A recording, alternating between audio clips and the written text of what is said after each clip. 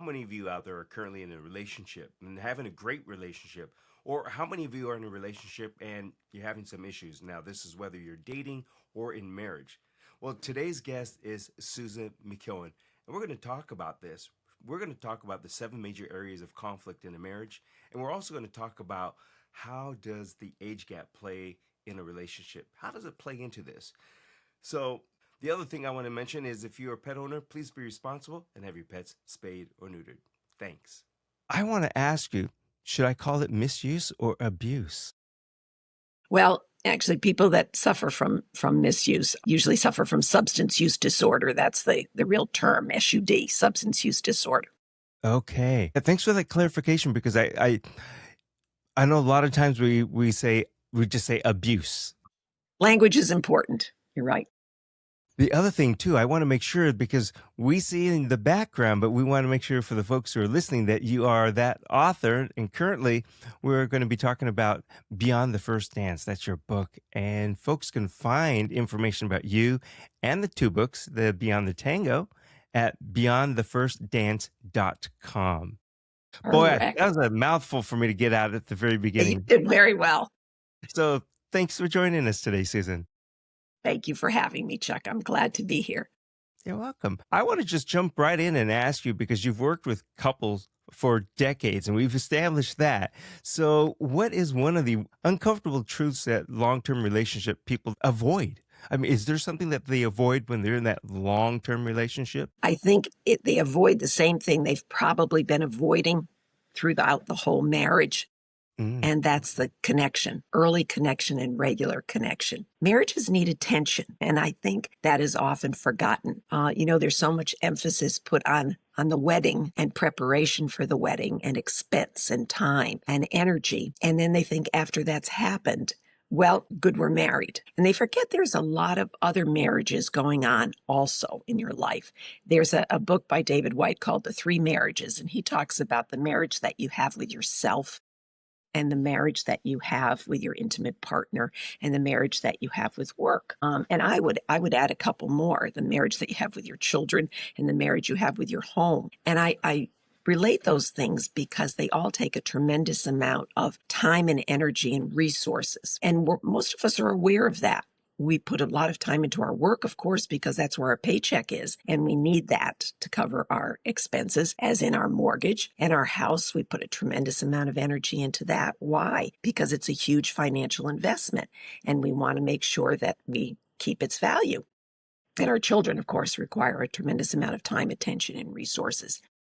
But sometimes we forget that our marriage, our intimate partnership, is very much one of those, if not the primary resource that we ought to be paying attention to. And sometimes it gets the least attention. And a lot of things depend on the habits that you establish early in your marriage. And that's one of the things I really go for, is think about the habits that you're having on a daily basis. And are they encouraging and supportive of your marriages, your intimate partnership? I'm not married, so I can't say firsthand, but I've seen it happen. Mention the home and marriage, which finance and marriage.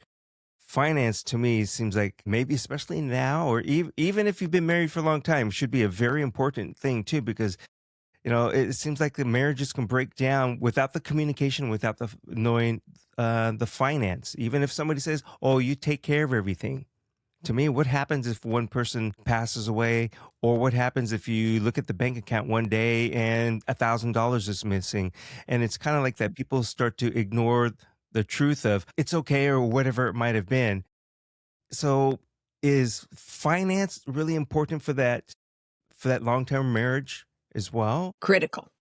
You're absolutely right, Chuck. And with all the other pressures and conflicts that can come up in a marriage, number one pretty much always holds the spot is finance. Money issues are a source of great conflict in a marriage. In recent years, household chores have kind of come up to meet it with couples when both are working full time. But money really is kind of the top one. And you're absolutely right. Usually we fall into roles that somebody might be better or more comfortable handling the finances, and that's fine to work out your roles. But your point is so important that the other should never ever be ignorant. They should be able to take over at any time because life happens. And sometimes it's just you've got a partner that travels, or they have a family illness elsewhere that they have to tend to and be away, or they get seriously ill or die. You all of a sudden are left handling something that perhaps you had no knowledge or awareness about. That's pretty scary. Yes. I would imagine that that is. And is that kind of, I think you talk about in relationships, the rhythm, and your dance is like a rhythm. Would any of this fall into that obvious step of a rhythm, just keeping in pace with each other and knowing what goes on? Yes, you're right. I use the metaphor of dance in both of my books because I think it represents the fast footwork and flexibility that you need to have in your marriage to be able to adapt to different roles. Each couple will find their own roles, and you should find your own and not imitate anybody else's or feel that you have to be stereotypic. Everybody should know how to cook and clean and do a wash and run the family and raise the children and get them to school and commute and hold a job and make an income, because that's a practical way to look at your relationship. Practical, yes, but we so often miss that practical, that's obvious step. That's right. And a lot of your marriage has to be practical as well as loving and fun. And that's the secret to it, that you find your own roles and that you respect each other's roles. And while I'm thinking of that too, I will mention one thing I think is tremendously important in a relationship is gratitude. We fall into our roles, and it's easy to expect that the other person's just doing them, you know? Yes, I pay the bills and you mow the lawn and I do the laundry and you do the dishes. But to not forget to say thank you about those things or notice when they're done, because none of us like to be taken for granted. And I think in marriages, we do that a lot. A lot. I'm doing this and I expect you're going to be doing that. So I don't have to mention it. Yes, you do. It's right. I mean, you mentioned that word role and role playing. It's almost like we inherently fall into this step of assuming the other one is playing that role that they're supposed to. Oh, a woman is a housekeeper, the home person that keeps those things in order. We don't really think about, oh, she is also working, whether it be in the home or outside of the home, but we think, at least for men, that's the woman's role. And we need to learn to have gratitude, like you said, vice versa as well. Yeah, that's a transition that's been slow to come about, but I think it's more in place now than it ever has been, because men really are trying to step up to the role and appreciating that their wife. And now we've got about 40% of women that are making more money than the men. And so that causes a whole shift too. It's okay if the marriage starts off like that.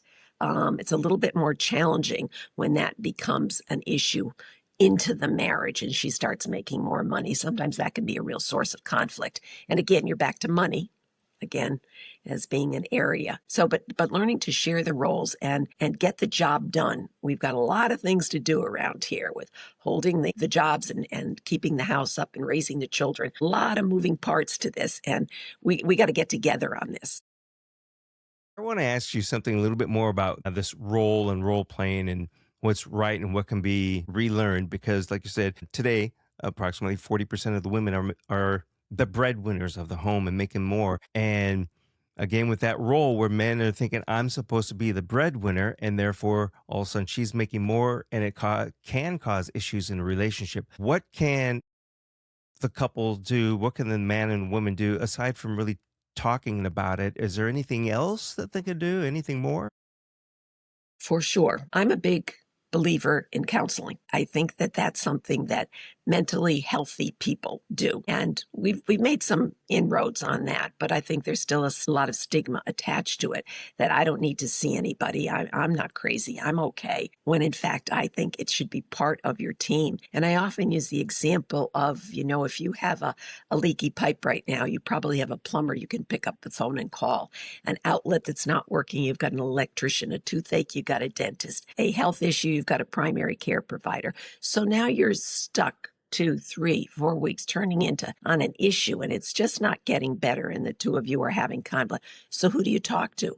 Who's that part of your team? I think it should be a counselor. And it's really great if you can get that in place early, real early. in your marriage. And I was reading the other day of somebody that was suggesting, even as newlyweds, to set yourself up with a counselor. And I think that's a really good idea. I've always been promoting it, but I'm being a prevention person. I think that's a terrific idea. Both of you get to meet somebody before you really think you need somebody.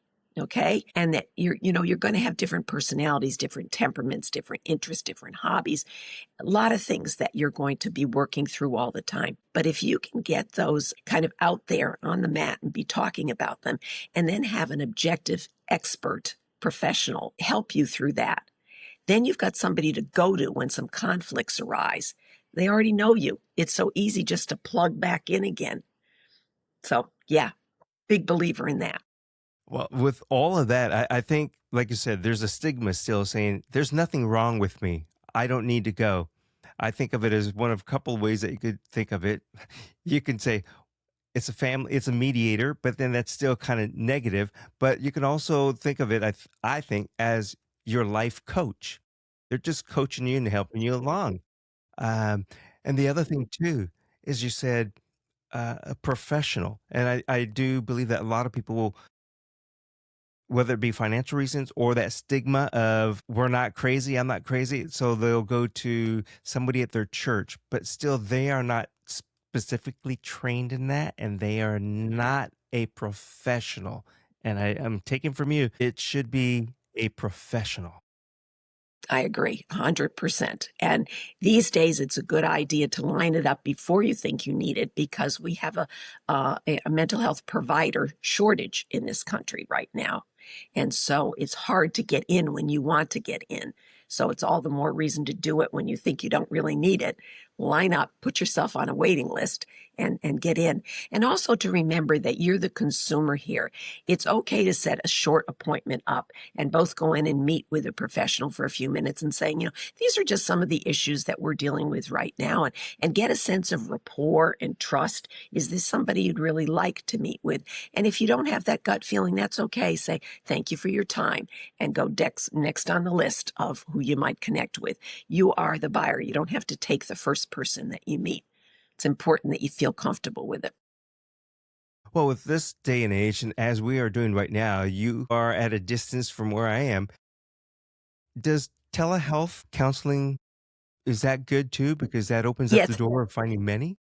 it's certainly allowing for more people to have access to mental health. And so I think telehealth is just something that's part we have to, accept that that's what it is. Myself, I love in-person things. I do a lot of speaking and I do webinars and things. I always love in-person, okay, because you get to see different body languages and surroundings, and it's a little bit more personal.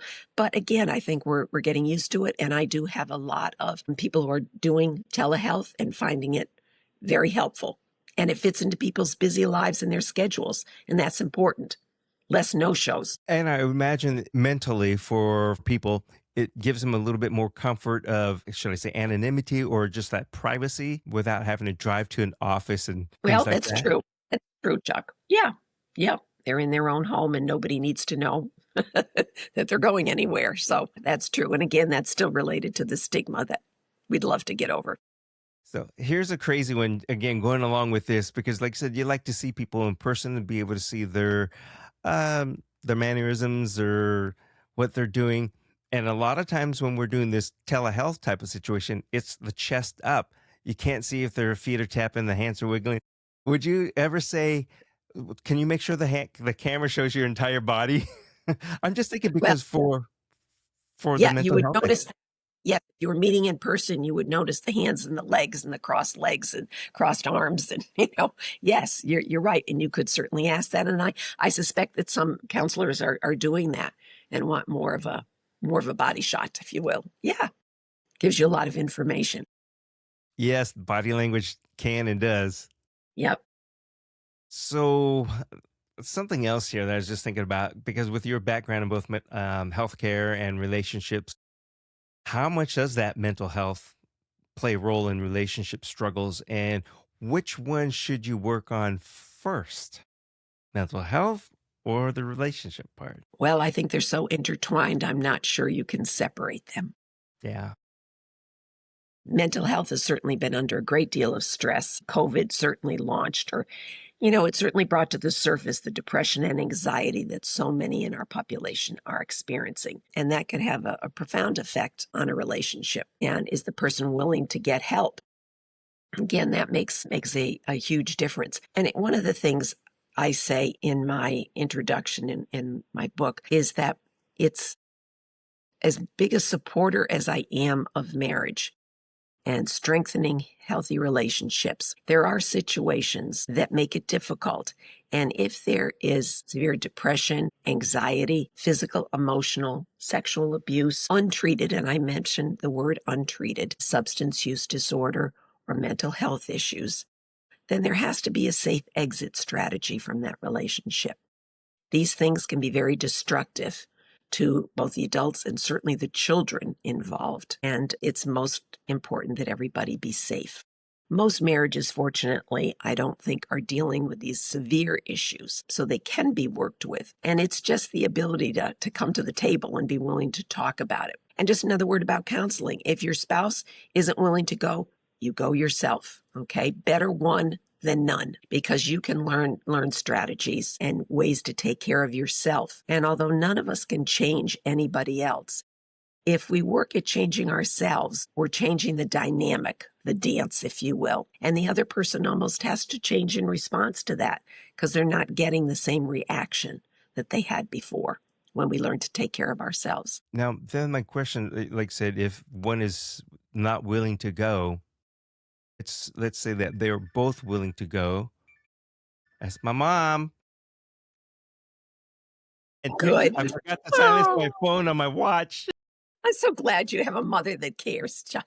Well, she has no clue that she called me 2 minutes ago. But anyhow, what I was getting at with this is, like you mentioned, that you have maybe one person that's willing to go to a counselor and the other's not.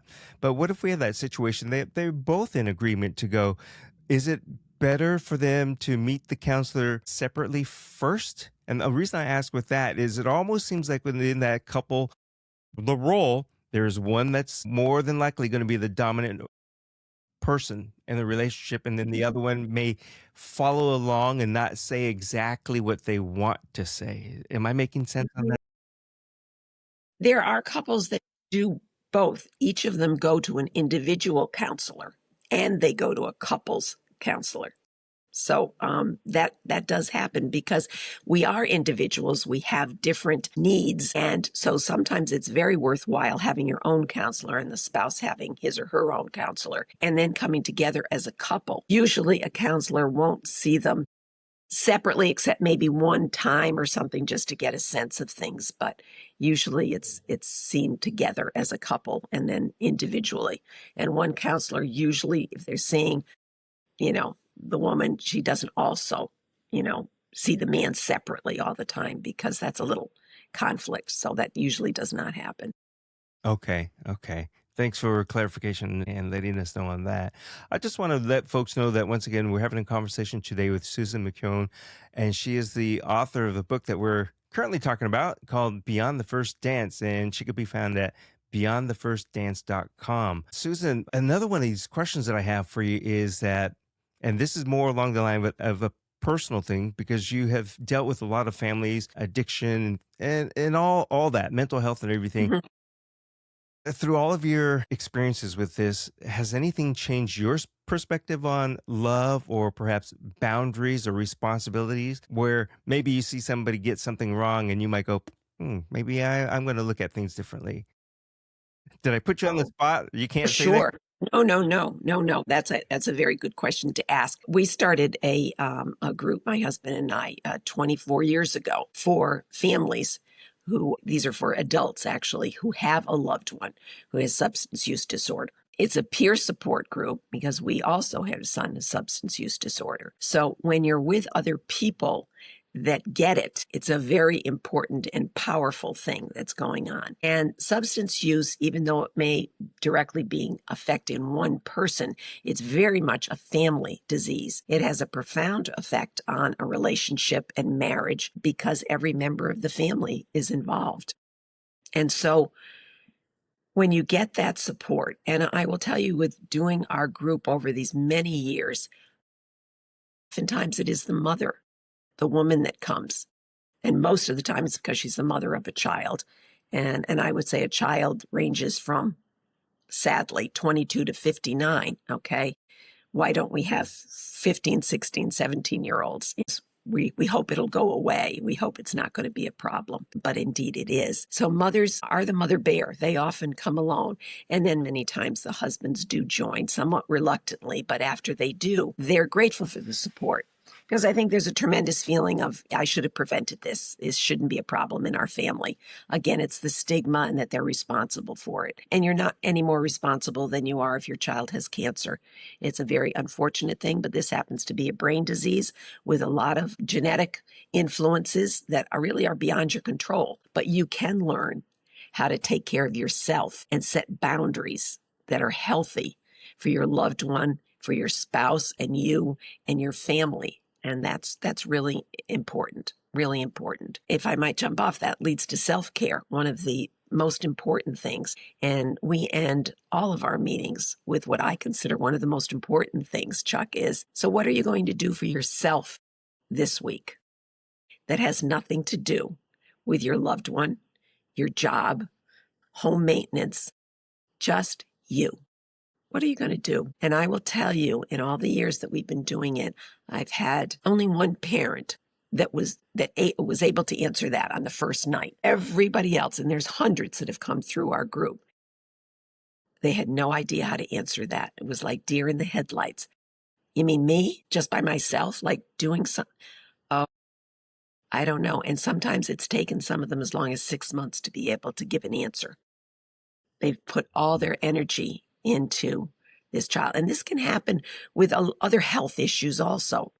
You have to get support. And, if you've got a child with cancer, get into a parent support group for that. It can really be helpful in understanding what you can control and what you can't, and where you could set boundaries and make some decisions that are healthy. With everything that you're saying, and we've heard this term before about that he or she is a ticking time bomb. Now, I'm not saying that they're going to be bad or hurt others, but inadvertently, it is. It's a closed, like a little bomb thing, and when it explodes, it expands.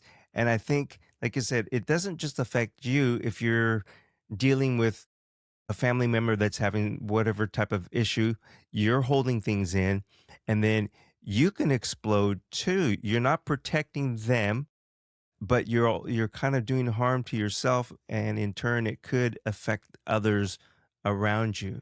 Absolutely. And this is why self-care is so important, because it is, as I was alluding to earlier, the only person that we have control over, can change in our world, is ourselves. And that's a full-time job and a lifetime job. So, because we're always changing and growing. And so to know where you're at and who you are at this point in your life and what you need is tremendously important. And I think that's the basis of a lot of the healthy relationships and the long-term ones, is that the individuals have taken responsibility for knowing who they are and what they need and asking for it. There are many needs that we have that we actually can fill for ourselves. And then there are others that we need to talk to others. Our spouse often being the first one. Our children, we need you to help out around here more. Mom can't do everything. Our colleagues, our boss, our neighbor, our community friends that we work with. To know what you need and how to ask for it, not demand it, but ask for it. This is what I need. Can you help me with this? And that can make a big difference. And when it comes to certain issues, as we've been talking about, it's recognizing that we cannot be the be-all, end-all for everybody. Yeah. And I think that's one thing. Asking for help is difficult for people to do. And I think in relationships, now I'm going to throw out, I'm not a psychiatrist, counselor, or anything like that, but I will say that it seems like oftentimes, and again, from what I've read, what I've seen, is in a couple's relationship, if they're having a little bit of turmoil, and they'll say, I said that. I asked for it. I asked for help. A lot of times, from what I've listened to, their help was not asking for help. They were saying, you never do this, you never do that. Why don't to them, they're thinking, well, I asked for help. No, that's not asking for help, right? We need to kindly ask for help and perhaps say, this is why I need help. I need your help with this because You're it's right. You are so right. You may not be a I can go psychologist, but you've got I some may have good to go and insight get there. You I got may have some to go real get good insight. married. That's right. You're working on it. But you brought up words there. Trying to avoid the words never and always is probably a good thing in a relationship because they're very labeling and they're very restrictive. You know, you always do that. You run late and you never call me, and you never ask me if I need help with anything. Those are very damning words because they kind of put a lid on change. And that's the very thing that you want. So healthy communication, all the issues, I mean, money, sex, religion, in-laws, your careers, raising children, and household chores. Those are the 7 major areas of conflict in a marriage. And the umbrella over all of those is communication. How are you going to communicate about these potential conflicting areas? And so the healthy communication, it's simple, but simple things aren't easy. Try to avoid the you. You never helped me with this. Okay. Try to use the I words, where you say, I was upset last night because you were late coming home and you didn't call me. And I just felt disrespected. So there's the I felt how I felt about it. And next time I'd really appreciate if you could just give me a call. I know sometimes you're running late and that's okay, but I could put dinner on hold and I wouldn't worry about you. So it's all in how things are said and communicated that you're much more likely to get the response that you want and the cooperation that you're hoping for. And I love that little phrase, next time. Put it out there, what I need from you next time, instead of saying you always and never. Say, next time, if you could just maybe offer to help me or remember to call, that would be a really big help for me. Yeah. I like going along with the like you said on that. Can you let me know? Or can you let me know next time? So Yeah. I'm not so worried. Yeah.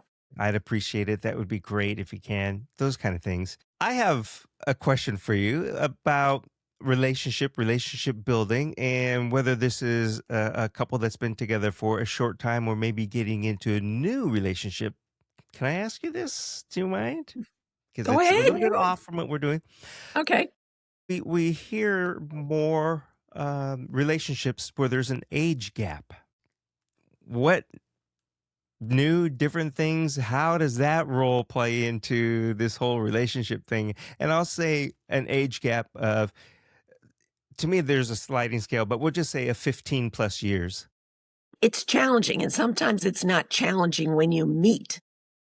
But if you can project, especially if you're going to get married, if you can project 15 years onto both of you, that's being realistic, okay? Meaning the health challenges that could happen, the stage of life, retirement versus working. There's a lot of things that can come in. So I think it's important to recognize what it is and not just mask it over with the, I just love you and we're so fun together and we have a good time and, it'll work out. We'll work it out. Be realistic about it. And again, I think that points to a session with a counselor would probably be a good idea too. Just my thing is to go into things with your eyes wide open. And as you mentioned, the first book, Beyond the First Dance, it's for couples in a serious relationship contemplating marriage. Okay. They haven't made the commitment yet, but they're thinking about it. What things should they be thinking about that are probably going to come up because the same issues pretty much come up in all marriages at some point or another. And if they can recognize that ahead of time and talk about it, they're also going to find out if their values match. That's a huge thing in a relationship. And even when you're talking about age, make sure your values match and that there's a true friendship there. Those are things that seem to stand the test of time better than anything else, because we all know that initial titillation of love and excitement, it morphs off after 3 or 4 years. Passion doesn't go away. It just morphs into a different type of relationship. And over the years, a much deeper one and much more meaningful one.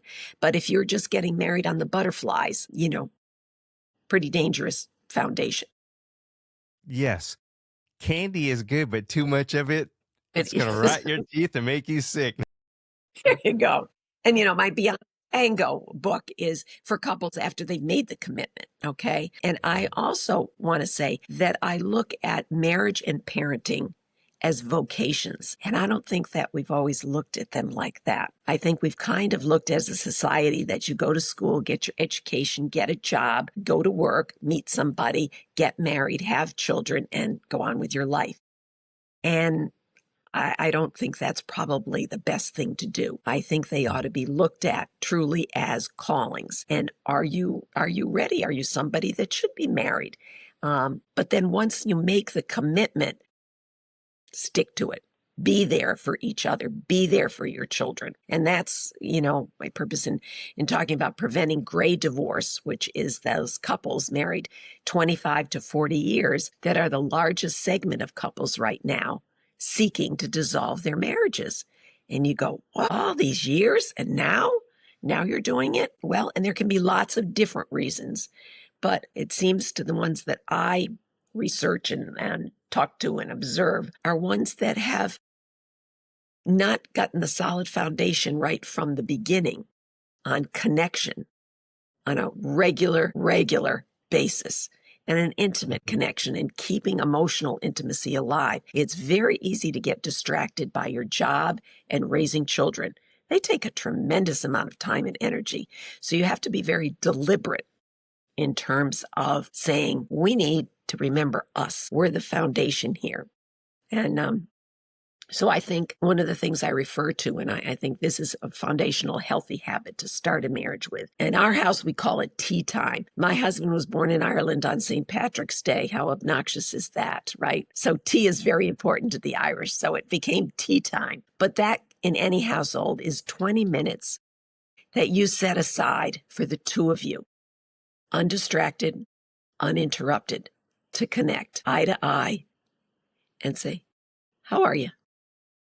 How was your day? What's going on? And it's the time to talk about the problem with the boss, the frustrating commute. The kids are driving me crazy. And I also need to talk to you about your mother. Okay. This is the time. It's uncomfortable, but we got to put down our defenses and just say, yeah, there's some things that have bothered me lately, and I need to talk to you about them and work it through. Because if you don't take that time, what I find, and another one of my metaphors, is backpacks. We all have a backpack, a metaphorical backpack. Some of it is small, like the little kids going to kindergarten. Some of it is bigger for middle school and high schoolers. And then there's the Everest backpack, the big campers use. And that's the place that we put all the things that have happened to us during the day. These are the annoyances, frustrations, good things too, but we tend to shove the frustrations and irritations in there. And if we don't unpack that by the end of the day, what happens is tomorrow starts all over again. And they happen. And we deal with our boss, and we're taking care of the kids, and we're irritated by our spouse, and into the backpack it goes. And it keeps going and gets pushed down and pushed down. And then one day, and you talked about it a little earlier, you got this explodes. And usually those explode over some totally unrelated topic. You're talking about money and that I'm spending too much. And then I come back with, well, when your mother insulted me last time she was up here, you didn't even stand up for me. That has nothing to do with the issue that we're discussing here, but it's in my backpack just waiting to explode. And so that's the purpose of the tea time, as I call it, but you're 20 minutes alone together every day. So those things aren't allowed to build up. And then you're going to have that little rough time, but you should also build in a date night, ideally once a week, but definitely once a month. And that's when you talk about the good things, what you're looking forward to, where you'd like to go, the trip you'd like to take, things you're hoping to buy for the house or whatever, the upbeat, the good time, the date night. Can I play fake counselor for a moment and Sure. maybe suggest something and you could correct me? Because with everything that you're saying, I think, oftentimes when whether it's one person working or both working, but when you come home, A lot of times we've had that long, hard day. You open the door and you don't say anything. You go straight to whatever it is you want to eat. You're looking for food. I think what can help, and that's very easy, is we all like to be greeted. So, the first thing you do when you come home, even to your own home, just yell out, "I'm home," or "Honey, I'm here." And the thing is, more than likely, you're going to get that echo response, "I'm here too. Hi." And I think it can put you in a different mood, which then can lead into "So how would today go?" And you can say, "It's a pretty crappy day." You can say, "Tell me about it if you want. What happened?" And I think it just opens up a door for a dialogue. And there's that, you're opening a door to come in, you're announcing yourself, you're greeting, and you're letting people know, "Hey, I'm here." Is that a crazy thing to be a pretend? You just did a beautiful job playing a psychologist. Come on, Chuck, that was great. I used to call it the kick the cat syndrome when you walked in the front door after a frustrating commute and the cat walked by and the poor cat, what'd he do? Nothing. He was in the wrong place at the wrong time. And then some of my PETA friends said, that's not a good example, Susan. Don't use that.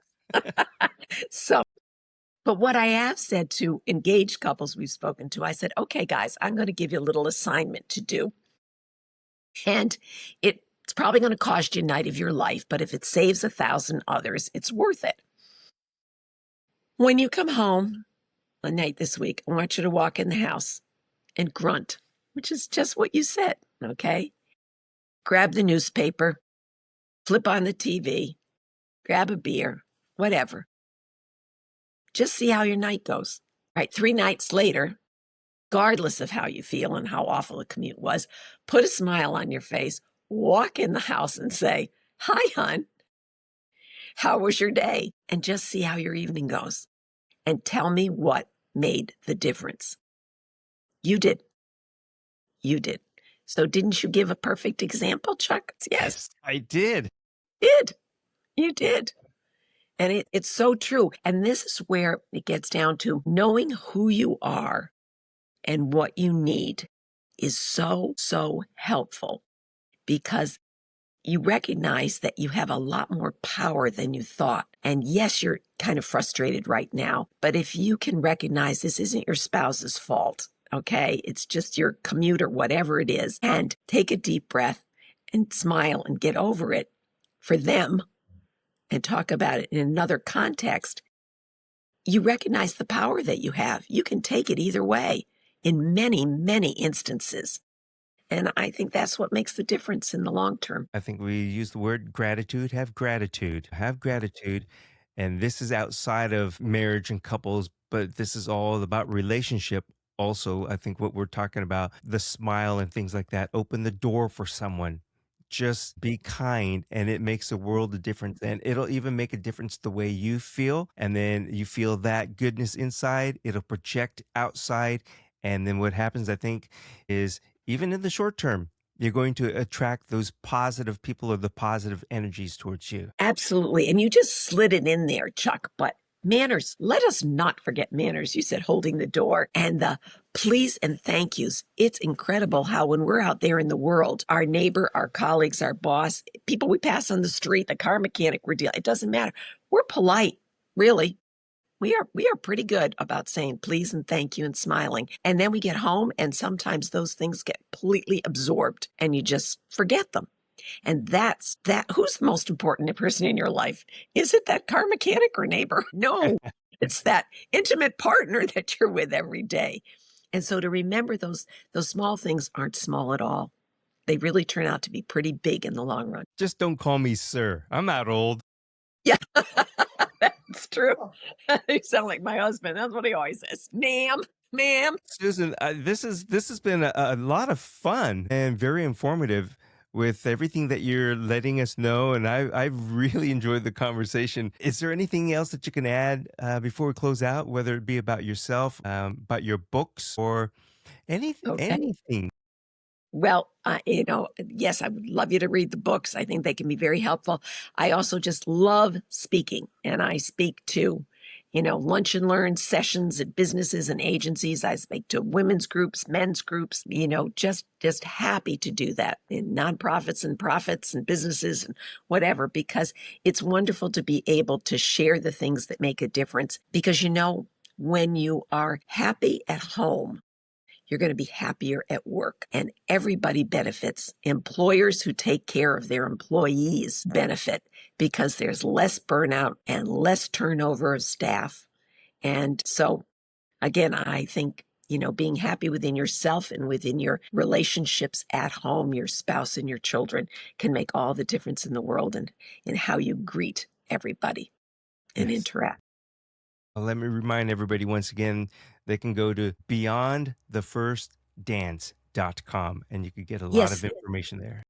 And I also have a blog there that I'd love you to sign up for. It comes out every 2 weeks on a Wednesday, and it's all about the topics we've been talking about today. They're all over the map, but they're all about relationships and different times of our life and different stresses that we can deal with. So it's right on the website, and just check on blog and you can sign up.